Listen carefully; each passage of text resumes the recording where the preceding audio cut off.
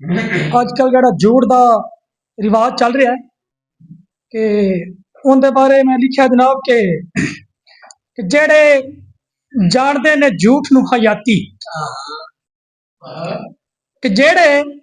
जानते ने झूठ नू हयाती ते सच मौत ही उन्हां वास्ते कि उस तो बाद एक पंजाबी की गजल है कि दिल दे उकदे खोल गया हो, दिल दे उकदे खोल गया हो, दब्बी अग फरोल गया हो कि अखी अथरू साम न सकिया, अखी अथरू साम न सकिया, मोती खाक च रोल गया हो कि सीने दे फट खुल गए सारे, सीने दे फट खुल गए सारे कि अज दुखड़े फोल गया हो कि नजरां दे विच नजरां पाके, नजरां दे विच नजरां पाके सारे जज्बे तोल गया हो कि एक सवाल सी मेरी बुल्ली, एक सवाल सी मेरी बुल्ली, खबरे की बोल गया हो कि हर पल ओदियां सोचा साजद, हर पल ओदियां सोचा साजद, यादां दे दर खोल गया हो। बहुत शुक्रिया जी। के फिर एक बोली है कि हलाल ते हराम बारे पहले भी भाई और गल की है कि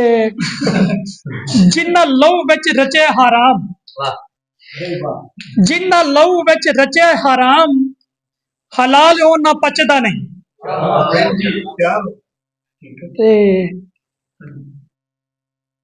पंजाबी दी एक गजल है कि झूठे नू तारी जांदे ने, झूठे नू तारी जांदे ने, मुखलिस नू मारी जांदे ने, अपना रस्ता सीधा करके कम अपना सारी जांदे ने कि मुश्किल जद सिर ते आ जावे, मुश्किल जद सिर ते आ जावे, छड़ साका चारी जांदे ने कि माड़े नू भी मारी जांदे, माड़े नू भी मारी जांदे, तगड़े भी कारी जांदे ने, दो नंबरी भी सिद्धी करके, दो नंबरी भी सिद्धी करके जितबाजी हारी जांदे ने, जितबाजी हारी जांदे ने। लगता है कि सारे जनाब ना चुप दी कसम खादी बैठे ने ते कोई गल नहीं कि वड्डे बंदियां दे मखमली विछाने, वड्डे बंदियां दे मखमली विछाने, गरीबां नू कफन न लभे कि फिर एक बोली है कि जिन्नू हर वेले तकदा सी रहिंदा, जिन्नू हर वेले तकदा सी रहिंदा, ओ अज मेरा राह तकदा कि